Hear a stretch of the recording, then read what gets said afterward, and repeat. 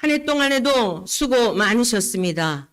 여러분의 삶의 현장에서, 가정에서 있어야 할 처처에서 또한 대한민국 국민으로서 열심히 일함으로 여러분들이 내는 세금으로 우리나라가 또 다 노인분들을 잘 또 섬길 수 있게 하시고 또 여러 어린아이들이나 여러분들이 내는 작은 하나의 세금들인 것 같지만 이러한 것들이 모아져서 우리 국가가 잘 운영이 되고 오늘까지 이렇게 평화롭게 딱히 평화롭다라는 이 용어가 어울리지 않는 그런 시간인 것 같지만 이 또한 다 고장난 부분들이 치유받는 시간인 줄로 믿습니다. 네, 저는 아주 이 국가의 위기 앞에 뭐 대단한 애국자가 되는 것처럼 꼬박 지난 토요일서부터 어제까지 제가 평생 목회를 하면서 출산을 할 때나 뭐 특별한 경우가 아니고서는 일주일 동안 새벽 기도를 빠진 적이 거의 없는 것 같습니다. 많이 아팠습니다.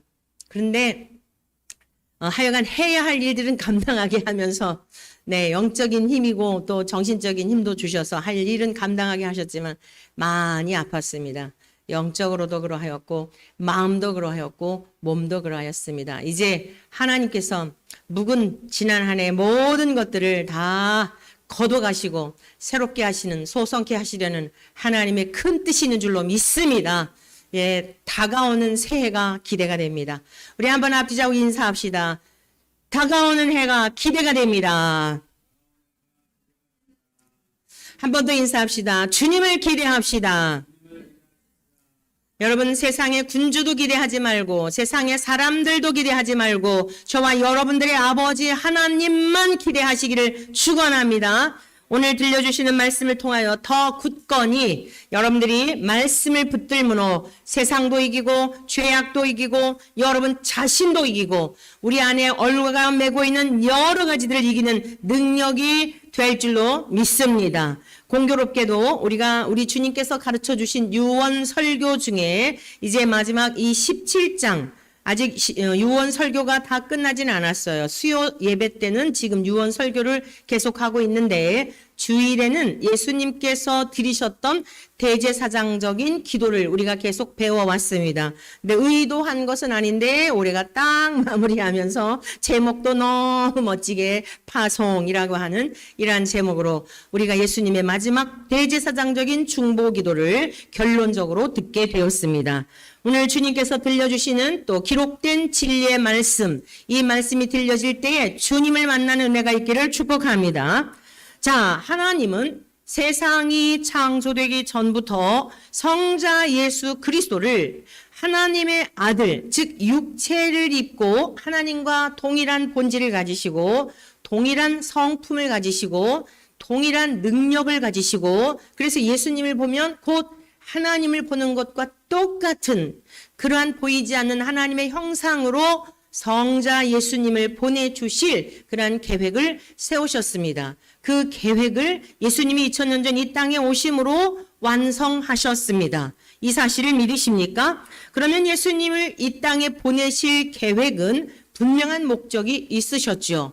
첫사람 아담이 에덴 동산에서 하나님과 함께 아무런 거리낌이 없이 그야말로 오늘날 저와 여러분들이 바라는 평화롭고 행복하고 만족하고 기쁨이 넘치고 할렐루야 염려가 없고 근심이 없고 미움이 없고 다툼이 없는 그리고 너와 내가 온전히 하나가 되어 부부지간에도 전혀 갈등이 없는 그냥 바라만 보아도 너무너무 사랑스러운 그냥 바라만 보아도 그냥 가슴이 콩당콩당 뛰고 더 이상 표현할 길이 없어서 이는 내 뼈 중에 뼈요 살 중에 살이다 라고 할 수밖에 없는 아담의 그 진한 사랑의 고백 속에 살았던 에덴 동산에서 아무것도 부족한 게 없는 완벽한 만족한 상태에서 살았던 그 에덴 동산에서 그것을 귀히 여기지 못하고 그것을 감사할 줄 모르고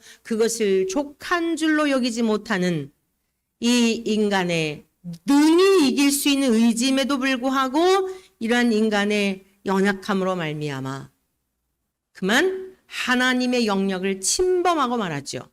자, 하나님의 영역을 침범하여 선이 무엇인지 악이 무엇인지에 대한 이 영역은 하나님의 영역이에요. 자, 올 한 해 동안 여러분의 가정이 어떠했습니까? 행복하셨습니까? 네, 행복하셨기를 축복합니다. 행복하셔야 할 줄 믿습니다. 티타카라 그러죠. 티격태격하며 그러면서 또 미운정 고운정 들어가며 사는 것이 가족입니다. 왼수와 같았지만 아주 악수와 같았지만 또 어느 순간에 또 하나님께서 주시는 은혜로 긍휼한 마음, 불쌍히 여기는 마음, 여러분 이게 가족이 아니겠습니까? 이제 다가오는 새해에는 여러분의 가정에 다툼과 미움과 분노와 원망과 이러한 것이 다 사라지고 우리 주 예수 그리스도로 말미암아 우리가 구원을 받았으니 선악과 열매 따먹기 전에 그 상태와 같이 생명나무 열매를 먹은 저와 여러분들은 예수 그리스도 안에서 그 하늘의 평강을 누리며 살아가시기를 축원합니다. 자, 그러면 하나님은 이렇게 완벽한 에덴 동산에서 아담과 하와와 행복하게 사신 하나님이 선악과 열매를 만드시고 그것을 따먹을 걸 모르셨을 리가 없습니다. 아시면서도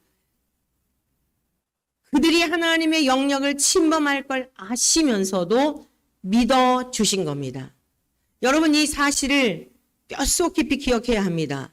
하나님은 우리의 연약함을 아시면서도 우리가 때로는 넘어지는 걸 아시면서도 때로는 불신과 불순종으로 인한 하나님의 마음을 슬프게 할 것을 아시면서도 그럼에도 불구하고 믿어주시고 기다려주시고 다시 용납해주시고 돌이키기만 하면은 과거를 다 잊으시며 잘했어, 아니야, 괜찮아, 수고했어, 고마워 라고 하는 것이 저와 여러분들을 지으신 우리들의 아버지 하나님의 사랑인 것을 믿으시기를 축원합니다. 한 해를 보내면서 여러분들이 후회스러운 일도 많을 것이고 내가 좀 더 그러할 걸, 신앙생활에도 그러할 걸, 부모님에게도 그러할 걸, 관계 속에서도 그러할 걸, 자녀들에게도 이러할 걸, 많은 연말이 되면 이제 마지막 하루하루가 지나가면서 한 해를 보낼 때마다 다들 겪는 그러한 일들입니다.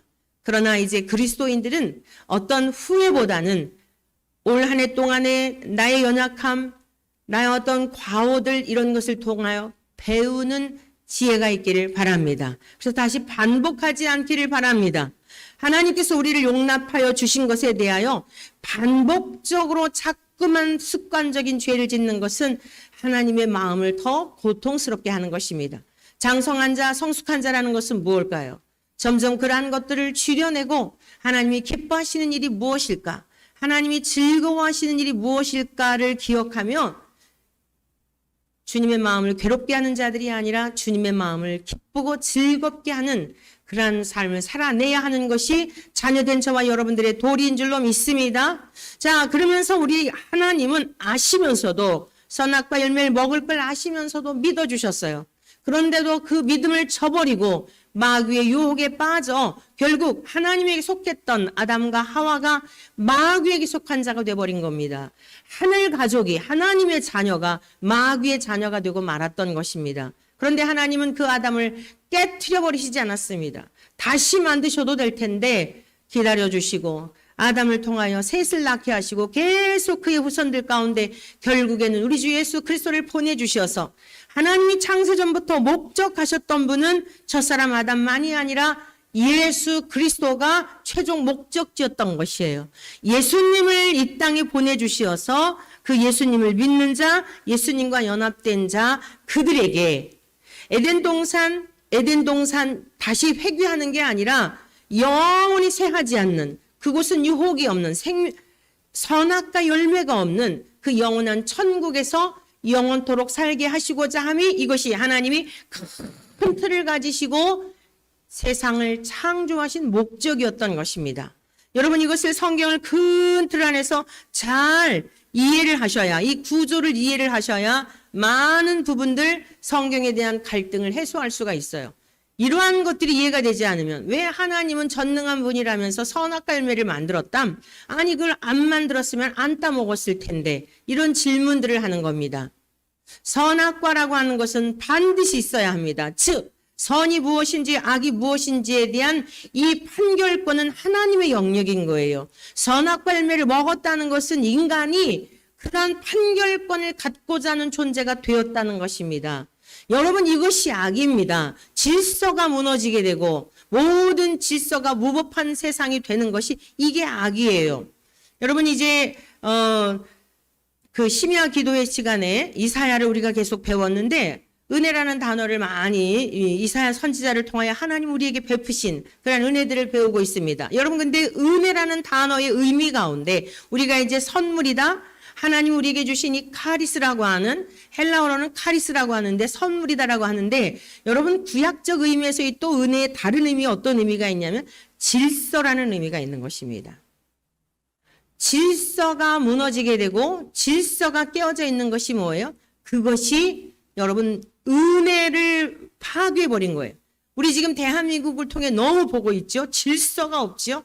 위도 없고 아래도 없고 뭐 죄다 잘났다고 뭐 아주 그냥 내가 말하면 법이 돼버리고 얼마나 무법한 세상이 되었는지를 다 보고 있는 거예요. 그러면서도 어느 누구도 하나 통제하지를 못해요. 여러분, 이게 지금 좋은 세상입니까? 여러분, 이것이 정말 살기 좋은 세상입니까? 과거에 우리가 질서 있던 시절들을 돌아보십시오. 얼마나 우리가 평화로웠고 쓸데없는 데 시간을 들여야 할 이유가 없었고 쓸데없는 걱정을 하지 않아도 되었던 그 시간들을 한번 돌아보십시오. 더 우리 대한민국의 혼란에 빠지기 전에 우리 모든 그리스도인들이 하나님 앞에 가슴을 치며 애통하며 이 무질서하고 하나님의 은혜를 은혜로 여기지 않는 여러분이 모든 통치권자들과 지도자들, 국회의원을 비롯해서 이 위정자들을 위하여 대신 우리가 중보하며 가슴을 치며 나 때문입니다 라고 하는 이 통에 자복하는 회개 역사가 일어나야 하나님이 이 혼돈과 공허와 흑암과 같은 이 무법한 대한민국을 하나님의 방법으로 하나님께서 바람날개를 타고 친히 오셔서 이 대한민국을 회복해 주시기 전에는 도무지 길이 보이지 않는 이 지경이 된 것입니다. 여러분, 은혜라고 하는 것은 질서라고 하는 것을 명심하시기 바랍니다. 사랑하는 성도 여러분의 가정에 질서가 있기를 축원합니다. 아버지는 아버지의 자리에서, 어머니는 어머니의 자리에서 자식들이 아버지의 권위를 무너뜨리는 것은 그것은 은혜를 잃어버린 짐승과 같은 집단이 다를 게 뭐가 있겠습니까? 짐승들도 질서를 압니다. 제 주인을 안단 말입니다. 질서가 파괴된 것 하나님이 절대 기뻐하시지 않습니다. 여러분들이 어디 있든지 직장인으로서 참으로 힘들지만 그 모든 질서대로 순응하며 살 때에 도저히 여기서 안 되겠다. 너는 상사에게 너무 힘들고 억압을 당하는구나 하면 의로운 하나님의 백성들을 빼내셔서 그동안에 여러분의 모든 수고에 대한 것을 반드시 다른 곳에 가서 보상하여 주시고 헛되지 않았음을 여러분들이 성실하게 여러분들이 정말 좋은 사람이었음을 정말 여러분이 복댕이었음을 입증해내시는 분이 저와 여러분들의 아버지 하나님이심을 믿으시기를 축원합니다. 그리스도인들은 질서를 파괴하는 자들이 되어서는 안 됩니다. 하나님의 은혜를 입었기 때문입니다. 자, 그래서 오늘 우리 주님께서는 하나님 아버지께서 성자 예수님을 이 땅에 보내주셔서 혼돈과 공허와 무질서 속에 있는 하나님을 알지도 못하고 내가 신이 되어서 하나님의 영령을 침범하여 살아가는 이러한 인생들에게 우리 예수님은 철저하게 자신은 없이 오직 아버지의 뜻만을 이루어드리는 그 목적 하나를 가지고 첫사람 아담이 대적하고 불순종하고 아주 하나님처럼 되고자 했던 그 사악한 그것이 얼마나 고통인가를 우리는 뼈저리게 느끼고 있지 않습니까? 그런데 두 번째 아담으로 오신 예수님의 순종을 통하여 그 순종하는 삶이 얼마나 아름답고 얼마나 질서 있고 고요한 것 같지만 사람들에게 버림받은 것 같지만 사람들에게 조롱거리가 되는 것 같지만 그 능력이 얼마나 땅끝까지 미치는 것을 예수 그리스도를 통해 지금도 보고 있지 않습니까? 말은 말에게 언어를 전달하고 밤은 밤에게 말을 하는데 소리도 없고 형체도 없고 모양도 없는데 여러분 말씀이 육신이 되어 이 땅에 오신 예수님이 지금 온 세계 처처에 세상은 요란하지만 처처에서 전쟁이 일어나서 물고 서로 죽이지만 오늘도 아침에 보니까 속보로다가 무한 쪽에서 비행기 사고가 나가지고 뭐 23명인가 사상자가 나고 그랬다 그래. 더 많은 사상자가 나겠지요. 하루 동안에도 어떤 일들이 일어날지 모르는 이 땅에서도 하나님은 처처에 지금 계속적으로 복음이 전파되고 오히려 이 세상이 요란한 중에 잠자는 영혼들을 깨우고 육신의 일락만을 위해서 살았던 그리스도인들이 이렇게 살면 안 되겠 처처에서 일깨우심으로 하나님의 의를 반드시 이루어내시는 분인 줄로 믿습니다. 그러므로 우리는 세상의 혼란한 상황 속에서도 하나님의 관점에서 세상을 바라보고 특별히 우리 주님이 이 땅에 오셔서 마지막 기도를 남기시며 저와 여러분들에게 무엇을 그토록 원하셨는지를 배울 수 있기를 바랍니다. 자, 파송이라는 제목으로 우리가 말씀을 배우는데 첫 번째, 성부 하나님께서 성자 예수님을 파송해 주셨습니다. 우리 예수님은 스스로 난 자가 아니에요. 예수님은 스스로 오고 싶어 오신 분이 아닙니다. 철저하게 하나님과 동일한 본질과 본체와 영광과 권세와 심판의 능력을 갖고 계시지만 힘이 없는 아기 예수님의 모습으로 짐승 밥그릇에 태어나셔서 놓여진 자리에 있으라 하시니 그대로 있으신 이것이 선이란 말입니다. 아담은 있으라 하시니 있는 것이 아니라 하나님처럼 될래요라고 이탈해버렸지만 예수님은 차디찬 말구육간에 너는 좀 여기 태어나거라 하였을 때에 그저 아기 예수님으로 발가벗겨진 채 그렇게 이 땅에 오셨고 목수의 아들로 오셔서 육신을 입고 오신 성자로 오신 거룩하신 하나님의 아들이지만 또한 인자로 오신 아들의 삶을 잘 또 감당하시지 않았습니까? 그뿐만이 아니라 십자가에서 돌아가심으로 말미암아 오늘 우리 예수님께서는 완전하게 예수님이 이 땅에 파송하신 그 뜻을 다 이루셨습니다. 본문 말씀을 같이 보십니다. 요한복음 17장 18절 앞부분에 있는 말씀을 같이 보시겠습니다. 아버지께서 나를 세상에 보내신 것 같이 우리 주님께서는 반복하여 아주 많은 말씀들을 사복음서에 보게 되면 많은 말씀들을 아버지께서 나를 보내셨다.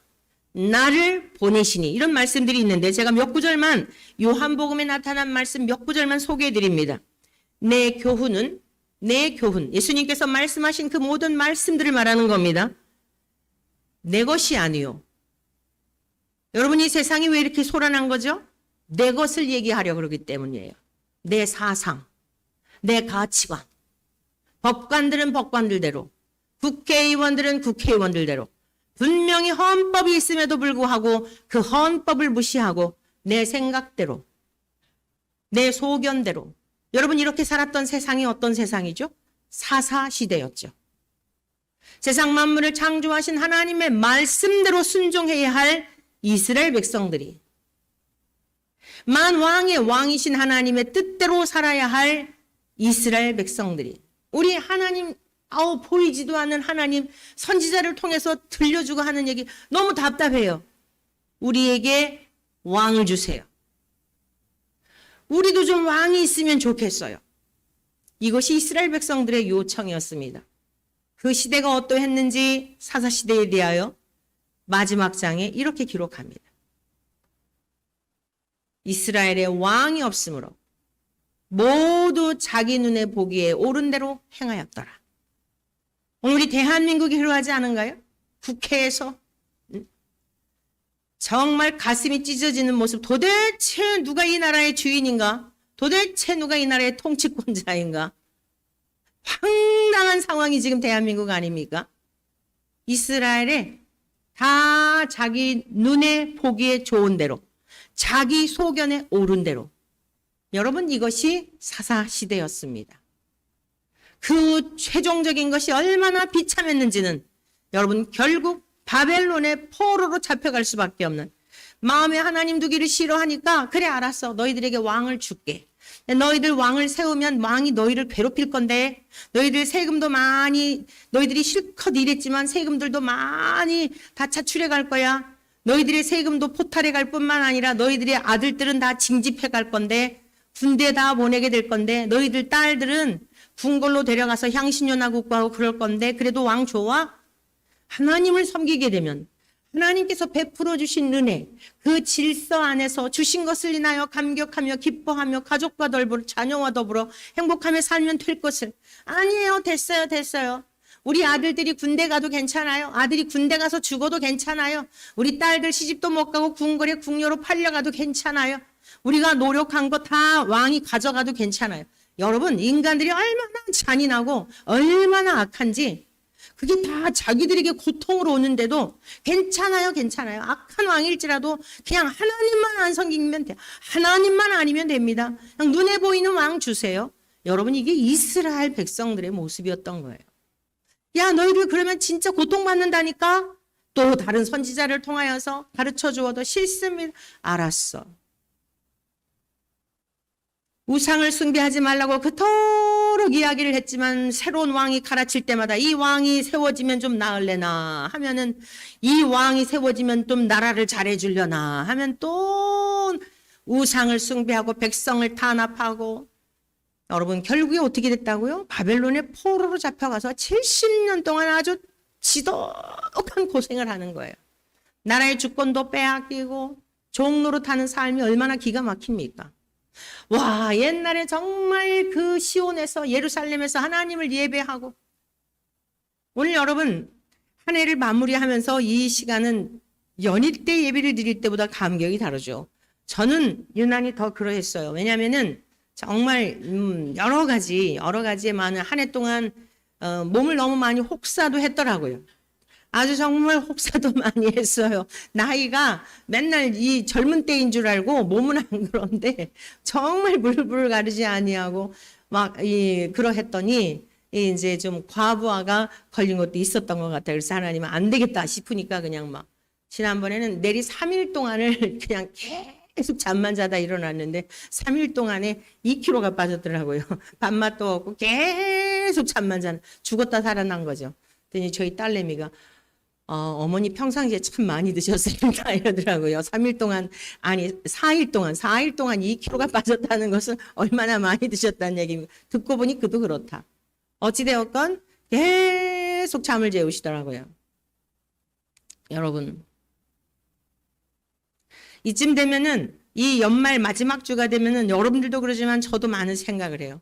오늘 예배를 이렇게 임예송 하면서 올라오는데 참 너무 주님 앞에 항상 죄송하죠. 근데 무엇이 생각났냐면 오병이어를 드렸던 어린아이의 그 장면이 떠올랐어요. 우리 주님께서 어린아이가 드린 그 보리떡 5개, 물고기 2마리. 이 보리떡이라고 하는 것은 좋은 떡이 아니에요. 유대인들에게 있어서. 근데 주님은 그것을 소중히 여기시고 축사하시고 그러니까 축복하시고 감사하셨다는 뜻이거든요. 그것을 하나님 앞에 올려드리면서 군중들에게 나누어 주기 전에 보잘것없는 것이지만 마치 저의 헌신이 정말 몸살이 날 정도로 일주일 동안 정말 고열이 나면서 힘들 정도로 살이 막 아플 정도로 무엇인가 몸을 부스러지도록 일한 것 같았지만 여러분 보리떡 5개 물고기 2마리 뭐 그 이상 더 할 게 무엇이 있겠어요. 중요한 게 뭐예요? 그럼에도 불구하고 주님은 그 아이가 드린 것을 소중히 여기시고 그것을 하나님 앞에 올려드리며 축복하시고 감사기도 드리셨다는 거예요. 여러분들의 헌신, 오늘 여러분들이 연약한 중에도 나름대로 다 신앙의 척도들이 다르잖아요. 여러분들이 하나님 앞에 올려드린 헌신, 또 예배자로서의 삶, 나름대로 부족함에 대한 여러 가지가 있을 거예요. 제가 직접 느낀 거예요. 오늘 이 영적으로 느껴진 감동이에요. 보리떡 5개와 같고 물고기 2마리와 같이 정말 아기가 한 끼 먹을 양식밖에는 안 되는 건데 주님은 외면하지 않으시고 그것을 소중히 여기시며 축사하셨을 때 그 수많은 군중들을 먹이게 되는 그것이 너무 와닿았던 거예요. 그래서 위로가 되었어요. 주님 앞에 한 해 동안 해드린 게 너무 없는 것 같은데 나름대로 그냥 마음이 안타까워서 주님의 이름이 막 모욕을 당한다. 그러면은 막 여기저기 막 다니면서 막 이게 막 그냥 글을 써서 뭐 그냥 막 새벽 3, 4시까지 글이라도 써서 뭐 해야 되겠다. 어떻게 이렇게 주님의 이름을 모욕하냐 막 신학교 교수들이 그러면 그러고 목사들이 그러면 그러고 막 누가 시키지도 않는데도 막 여러분들 그냥 뭐 신문에 나는 것 같지만 거의 밤에 잠을 자지 않고 막 3, 4시까지 젊었을 때는 괜찮은데 이제 나이가 드니까 이런 것들이 다 그랬던 것 같아요. 아무튼 막 주님의 이름에 모욕을 당하니까 막 못 견디겠는 거예요. 그래서 그리든지 광장에 나가서 외치든지 그러한 것인데 정말 아무것도 해드린 게 없는 것처럼 느껴져요. 그런데도 불구하고 주님께서 그런 마음의 위로를 주신 거예요. 그 어린아이가 드린 작은 것 가지고서도 외면하지 않고 야 이런 거 가져오지 말고 스테이크 좀 가져와, 근사한 거 가져와, 살찐 소를 가져와 이러하지 아니하시고 이리 가져오너라. 사랑하는 성도 여러분, 여러분들의 모든 헌신을 받으시고 여러분의 마음의 중심을 받으시고 오늘 동일한 은혜로 하나님께서 여러분들을 위로하여 주심을 믿으시기를 축원합니다. 우리 예수님이 이 땅에 오셔서 다른 거 하신 게 없어요. 아버지의 것을 가지고 내 교훈을 가르치는 게 아니다.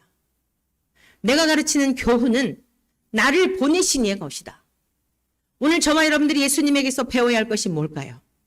우리의 사상, 우리의 소견 다 십자가에 못 박아야 합니다. 여러분이 대한민국의 지도자들을 위해서 기도해야 될 게 무엇일까요? 얄팍한 자신들의 정치적 철학, 이념, 사상 다 십자가의 못을 받고 이 대한민국이 어떻게 세워졌으며 저는 유관순 열사 생각만 해도 늘 울컥울컥합니다.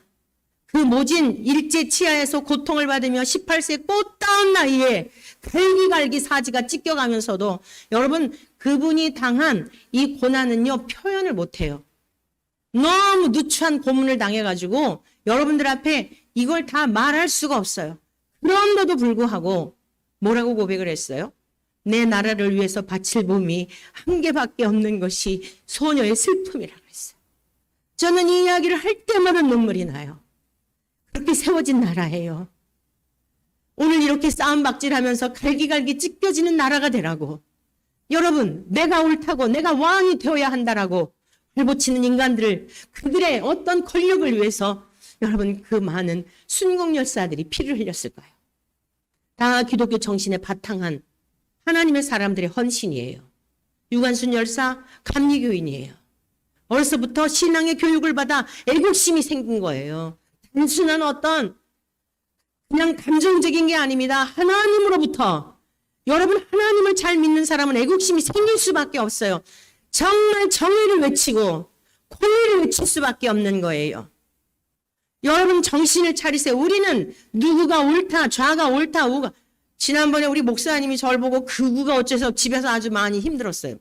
굉장히 제가 목사님한테 이런 얘기를 했어요. 목사님 자기가 극우로 보입니까? 전 극우가 아니에요. 노무현 대통령이 탄핵을 당할 때 저는 정치에 정말 관심이 없었어요. 노무현 대통령이 탄핵을 당하는데 어떻게 나라의 대통령을 저렇게 멸시할 수 있을까? 제가 그 TV를 보면서 방성대곡을 했어요. 그럼 제가 극좌일까요? 저는 목사로서 어린 시절부터 미래에 되어질 일들을 미리 알게 하시는 거예요. 나중에 이렇게 하나님 앞에 외쳤는데 성도들한테 외쳤는데 진짜 배가 기울어져서 이상한 나라가 되면 저는 그때 전혀 이러한 얘기 하지 않을 거예요. 의미가 없으니까. 노무현 대통령을 만나고자 했다 그랬잖아요. 너무 가슴이 아파서 위로해드리고 싶어. 기도해드리고 싶어. 그분의 사상과 이념이 뭔지 나는 몰라요. 그런데 하나님께서 로마서 12장에 너희는 위에 있는 권세자들에게 순복하라. 그들을 위해서 기도해라. 디모데후서를 통해서 너희들은 권세자들을 위해 기도해라. 왜? 그래야 너희들이 평안하고 안정한 삶을 살기 때문이다. 나라에 세운 지도자가 잘 통치하도록 도와줘야, 기도해줘야 너희들의 가정이, 너희들의 자녀가 평안하고 고요하게 살기 때문에 누구를 세웠든지 그들이 나라를 잘 치리하도록, 임기 동안에 잘 치리하도록 도와줘야 한다. 이게 그리스도인들이다. 가이사의 것은 가이사에게, 하지만 세금을 바치라면 내거라. 그런데 악한 자들이 생기기 전에 막도록 해고는 해라. 여러분 이게 주님의 가르치심이에요. 공의를 행하여라. 정의를 행하여라. 목사는 다른 통치자들을 향하여 바르게 가르치라고 책망해야 할 사명이 있는 거예요. 목회자의 사명은 바로 거기에 있는 것이고 성도들도 기도해야 되는 것이 뭐예요? 우리를 치료해주는 대통령이 바르게 잘 치료하도록 도와주세요. 반대하고 방해하고 무슨 별의별 욕을 온갖 모욕을 하는 게 아니라 내 아버지를 모욕해봤자 다 나에게 들어오는 거예요. 밖에서들 다 환율이 올라가고 경제가 어렵고 문들을 닫고 누구에게로 가는 거예요. 아버지를 집에서 막 때리고 뒷간에다가 몰아놓으면 도대체 그 집안이 될 일이 무엇이 있겠습니까? 여러분, 우리 예수님께서 이 땅에 오셔서 하신 이 말씀은 예수님이니까 아버지하고 하나님과의만 관계지 모든 질서에 적용해야 될 말씀인 것입니다. 예수님은 똑같은 하나님과 똑같은 능력이 있으셨지만 절대로 자신의 사상과 어떤 것을 드러낸 적이 없이 내가 말하는 교훈은 아버지의 것이라고 말씀하고 있는 거예요. 구약의 말씀을 그대로 순복하여 나를 보내신 이의 것을 가르쳤다고 말씀하고 있습니다. 가정에 어머니가 세워졌으면 어머니가 무식해도 어머니가 초등학교를 못 나왔어도 나의 생명의 근원이 되시는 어머니를 공경할 줄 아는 집안이 잘 되는 것이지 하나님이 그 가정에 복을 주시는 거지. 뼈골 빠지게 자녀를 위해서 헌신을 하였는데 나보다 한 가방끈이 작다고 무시하고 멸시하는 그 집안, 여러분 그 자녀가 대통령이 되고 판사가 되고 검사가 되었던들 누가 존경할 수 있겠습니까? 허리가 기역자가 되어 꼬부라졌어도 그 어머니의 희생 때문에 내가 세운, 아니 이 가정이 세우고 내가 있다라고 하는 고마움을 알게 될 때에 여러분 그 가정이 안정되고 고요하고 웃음꽃이 피고 그런 거 아니겠어요? 치매에 걸렸다 할지라도 독약을 먹여야 되겠습니까? 어머니가 사시는 날 동안 잘 사시도록 도와드려야 되는 것이 그게 질서고 그게 은혜라는 말씀이에요. 우리 주님이 어떠하셨다고요? 또 한 구절 제가 소개해 드립니다. 스스로 말하는 자는 자기 영광만 구하래. 오늘 너무나 기독교인이 세상 속에서 괴리감이 있는 거예요. 예배는 예배고 하나님께 나와 신앙은 신앙이고 내가 원하는 어떤 사상에 이쪽이든 저쪽이든 왔다 갔다 누구를 바라보며 그러는 것입니까? 사랑하는 성도 여러분, 우리는 대한민국 국적을 가지고 있지만 천국 시민권자인 걸 믿으시기를 축원합니다. 천국 시민으로서 잠깐 살다 가는 거예요. 잠깐 머물다 아버지께로 가는 겁니다. 스스로 말하는 자는 자기 영광만 구한다는 겁니다. 나의 유익을 위해서. 그러나 우리 주님은 보내신 이의 영광을 구하는 자. 우리 예수님은 하나님으로부터 이 땅에 파송을 받으셔서 철저하게 아버지의 영광만을 구하였습니다. 오늘 한 해를 마무리하며 우리 예수님께서 이 땅에 보내심을 받은 이 파송의 사건을 통해 오늘 성부 하나님이 성자 예수님을, 성자 예수님이 성도들을, 결국 이 말씀은 저와 여러분들이 세상 속에서 살아내야 될 파송에 관한 말씀이에요. 세 가지 대주로 여러분에게 지금 말씀드리는 건데 다 연결되어서 하나로 하여 여러분에게 정리해 드리는 겁니다. 예수님에게서 배워야 돼요. 세상과 내가 괴리감이 있이 교회에서는 신앙생활을 잘하지만 마음으로는 그냥 전혀 상관없다면 아무런 능력이 없는, 소금이 맛을 내지 못하는 삶이라는 거예요. 저와 여러분들이 세상 속에 파송받은 걸 기억해야 합니다. 아버지께서 나를 보내신 것과 같이 나도 그들을 세상에 보내었으니 예수님께서 저와 여러분들을 세상에 보내신 거예요. 그럼 우리는 무엇을 기준으로 하여 살아야 할까요? 우리 주님이 기준이 되어야 할 줄로 믿습니다. 우리 주님이 기준이 되어야 할 줄로 믿습니다. 주님은 자신의 영광을 구한 적이 없습니다. 오늘 우리가 지도자들로서 어제도 광장에 보니까 막 대단한 분들이 모였더라고요. 광화문 광장, 그 정광훈 그 목사님이 주도하는. 제가 좀 생각을 많이 바꿨어요. 저걸 다 지켜보자. 얼마나 많은 분들이 끝이 안 보이더라고요. 넌 크리스찬들도 나라의 위기 앞에 하나의 목적을 가지고 나라가 무너지겠다. 이러면 안 되겠다. 그 추운데 시간을 보니까 7시간이 넘었더라고요. 거의 8시간 가까이. 어제 얼마나 추웠습니까? 그렇게 나라를 위해서 부르짖고 이제 막 점점 숫자들이 늘어나고 있어요. 그런데 그렇게 많이 모이는 것도 중요하지만 정말 그러한 일을 딱 해놓고 내가 이렇게 해서 이렇게 했으니 나한테 뭐 해라. 이거는 하나님과 아무 상관이 없는 거예요. 오직 하나님의 영광만 구하고 오직 하나님의 이름만 높여드리고 이것이 예수님의 가르침인 것을 기억하셔야 합니다. 저와 여러분들도 한 해 동안 수고하였지만 주님을 위해서 무엇인가 했다 할지라도 주님께만 영광 올려드리고 저와 여러분들은 다시 우리의 삶의 자리로 돌아가서 누가 했는지도 모르게 주님이 하셨습니다. 주님만이 하신 겁니다. 라고 고백할 수 있는 저와 여러분 되시기를 간절히 축원합니다. 우리 예수님은 오직 하나님의 영광만 구하신 겁니다.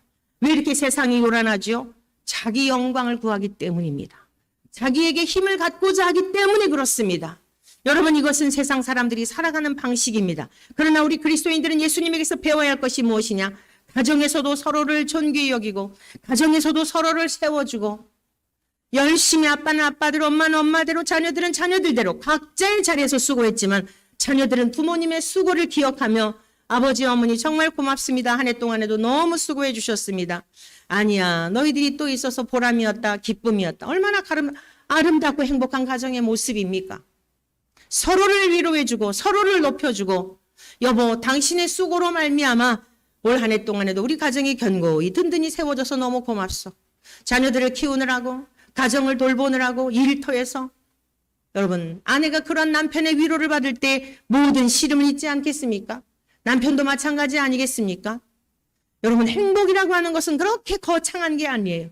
각자의 주어져 있는 자리에서 그 영광을 내가 채는 게 아니라 내가 얼마나 힘들었는지 알아? 이러한 가정들은 서로 물고 물으면 절대 평안이 있을 수가 없는 것입니다. 오늘 우리 주님께서 하늘로부터 이 땅에 파송을 받아 저와 여러분들을 또한 세상에 파송하셨는데 저와 여러분들이 배우는 행복의 비결, 잃어버렸던 그 하늘나라의 기쁨을 다시 회복하는 비결이 어디 있다고요? 하나님 아버지를 중심하여 모든 영광을 아버지께 올려드리고 그랬더니 아버지께서 우리 예수님을 높여드리며 그 이름을 존귀케 하시어 모든 무릎을 그 이름 앞에 꿇게 하신 줄로 믿습니다.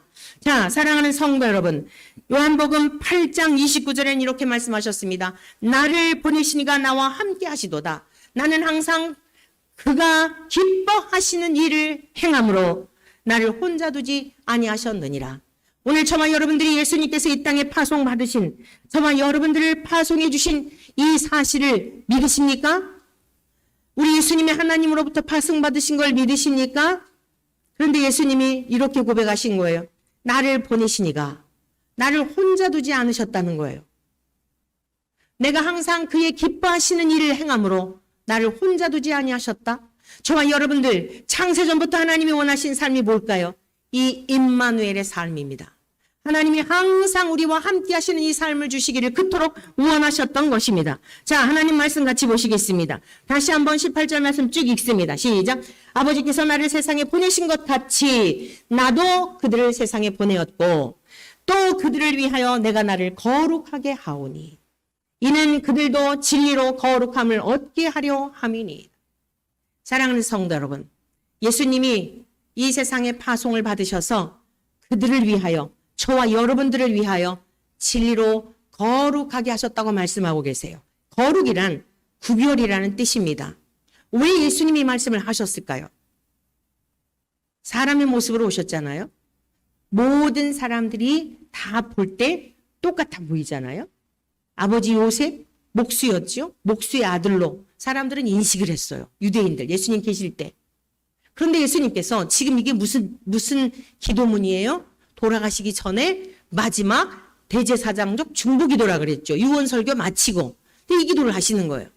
그들을 저와 여러분들을 깨끗하게 하시기 위하여 우리 주님께서 스스로 거룩하게 하셨다는 거예요. 구별될 일을 지금 앞두고 계신 거예요. 이게 무슨 뜻일까요? 예수님이 연히 사람들과 다르다라고 하는 것, 많은 종교의 교주들 중에 예수님이 다른 게 뭐가 있을까요? 죽으심이에요. 내가 곧 죽을 거다라는 말씀이에요. 죽으심을 통하여 연히 다른 사람들과 다른 구별됨을 드러내셨어요. 예수님이 다른 종교의 교주들과 다른 또 하나의 특징이 뭘까요? 기독교의 독특성, 유일성이 뭘까요? 부활하심이에요. 이 사실이 없다면 예수님은 다른 좋은 성인들과 다를 바가 없어요. 오늘 저와 여러분들을 이 기록된 진리를 우리가 이제 듣게 되고 이것을 믿게 되므로 우리가 어떻게 되죠? 우리도 구별되는 거예요. 이 진리의 말씀을 믿음으로 우리도 예수님과 똑같은, 예수님과 연합이 되어서 예수님의 죽으심이 우리의 죽으심이 되고 예수님의 부활이 우리의 부활이 되어, 이걸 연합이라 그래요. 뒷부분의 내용은 바로 다 그런 내용들입니다. 내가 아버지 안에, 아버지께서 내 안에, 그들도 우리 안에. 이게 세상이 창조되기 전부터 그렇게 원하셨던 삶이에요.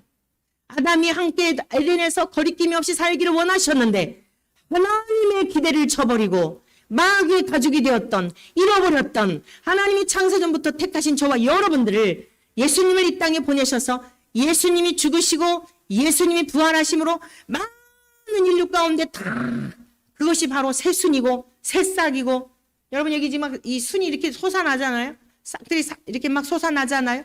예수님을 싹으로 비유를 하고 계세요. 마른 나뭇가지의 생명의 움터 가지고 터져 나오는 그 싹으로 이사야 선지자를 통해 비유한 내용들을 보게 됩니다. 생명을 말하는 거예요. 오늘 예수님께서 저와 여러분들을 위하여 스스로 죽음을 순종하심으로 선택하셔서 아버지 앞에 죽기까지 순종하심으로 말미암아 죽으심과 부활을 통하여 거룩하게 하셨다. 그러면 오늘 저와 여러분들이 세상 속에 파송을 받은, 예수님이 저와 여러분들을 파송하셨는데 우리의 구별됨은 뭘까요? 저와 여러분들의 구별됨은 무엇이어야 할까요? 우리도 죽어야 되지 않을까요? 우리 목숨을 스스로 자결하라는 이야기인가요? 저와 여러분 안에 있는 내면의 자아를 죽이고 교만을 죽이고 의의를 십자가에 못 박아야 할 줄로 믿습니다. 이게 구별이에요. 내 의의가 죽어지지 않으면, 내 자아가 죽어지지 않으면, 세상에 대한 욕망이 죽어지지 않으면, 세상에 대한 욕심이 죽어지지 않으면, 이 권력자들의 그 초라한 모습을 보며, 여러분 그들의 모습이 너무 초라하게 느끼지 않습니까? 대통령의 자리에 있는데도 여러분 지금 그 자리가 지옥이지 천국이겠습니까? 많은 사람이 한쪽에서는 내려와라, 한쪽에서는 뭐 해라. 여러분 날마다 꿈에서도 그 소리 때문에 단잠을 잘 수 있을까요? 아니 근데 그게 무엇이 좋다고 또 그 자리로 올라가려고 하는 사람들 보며 여러분 부럽습니까? 왜 저러고들 살까라는 생각이 들지 않습니까? 여러분 세상에 힘을 좋아하는 사람들은 부끄러운 줄도 모르고 창피한 줄도 모르고 수단과 방법을 가리지 않고 그 힘을 얻으려 하는 것입니다. 누구를 위해서요? 자기를 위해서요.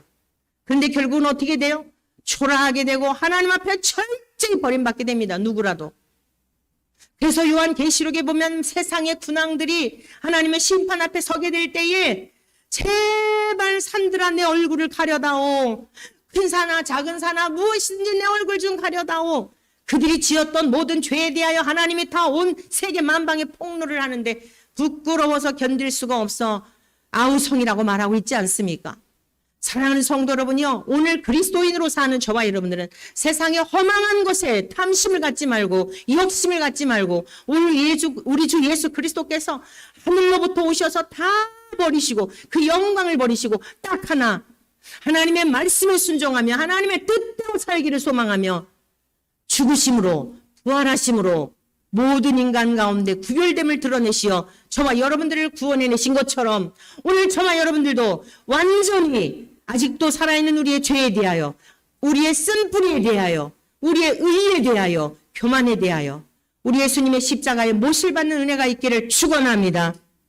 그리하게 될 때 예수의 생명이 전가되어서, 자 오늘 같이 하나님 말씀 보시겠습니다. 20절 말씀 같이 보십니다. 20절. 내가 비옵는 것은 이 사람들만 위함이 아니요 그 또 그들의 말로 말미암아 나를 믿는 사람들도 위함이니. 제자들을 위한 1차적인 기도였습니다. 제자들을 통하여 복음이 전파되어 오늘 믿게 되는 저와 여러분들에 이르기까지, 후세대에 이르기까지 모두를 포함하고 있는 주님의 기도입니다. 자, 그러면서 21절 다 같이 있습니다. 시작. 아버지여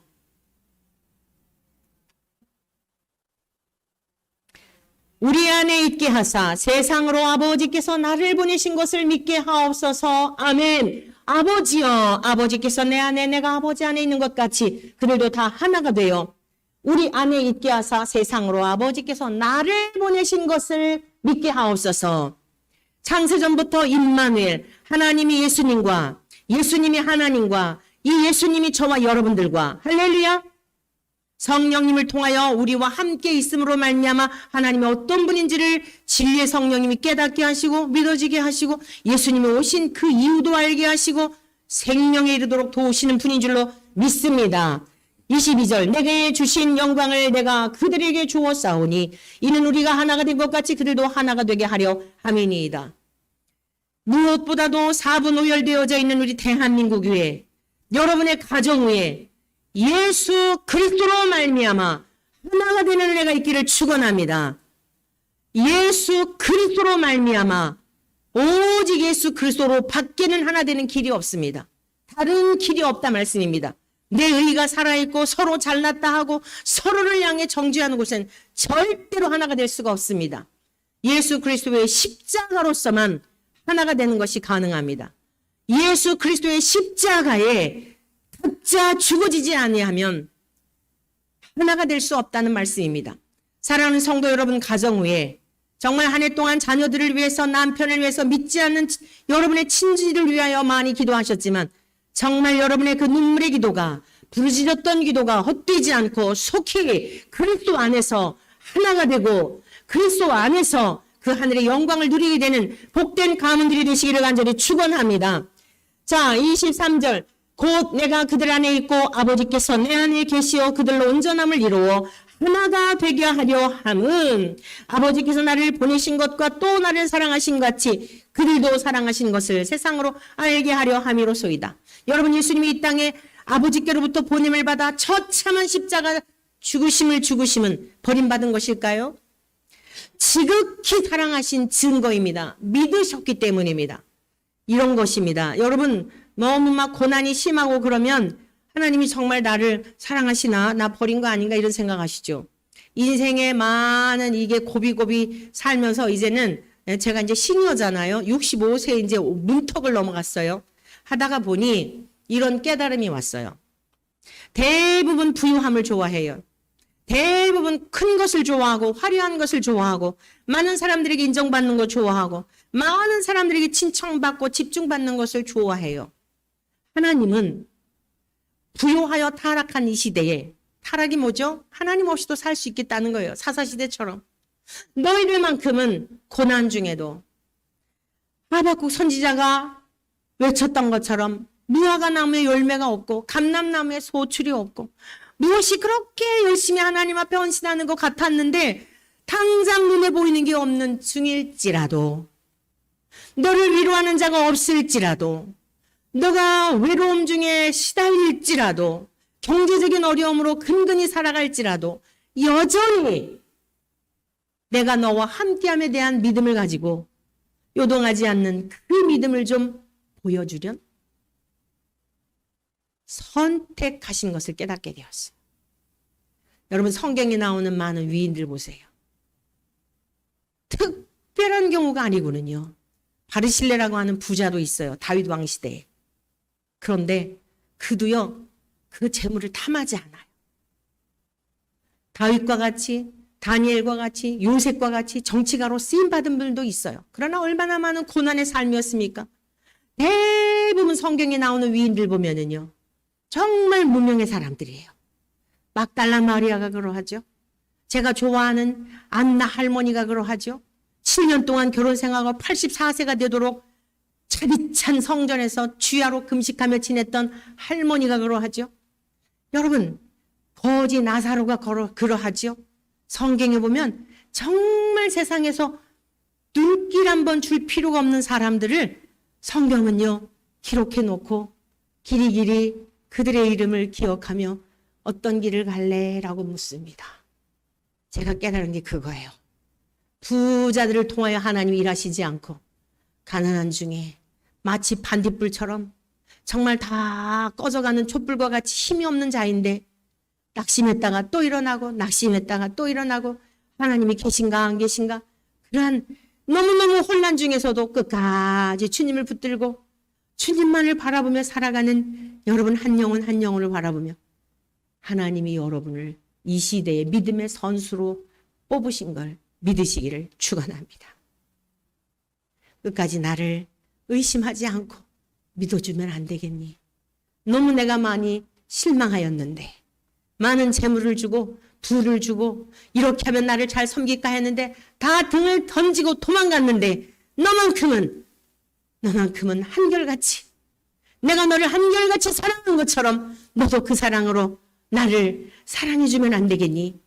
하나님이 선수로 뽑으셨다는 사실을 깨닫게 되었어요.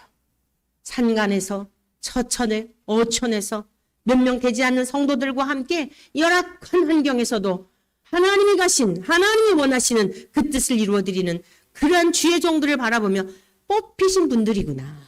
저런 분이 목회를 하고 있는지 어쩐지 존재감도 없지만 그들의 신실함 하나님이 기억하시고 그래서 처처에 하나님이 교회를 세우시고 이런 이 도심 속에서의 불빛으로 세상을 바꾸는 게 아니라 처처에 암흑으로 짙어져 있는 그 곳들을 밝히고 있는 그 하나님의 사람들을 통해 대한민국이 하나님의 나라와 하나님의 의가 계속되고 있구나.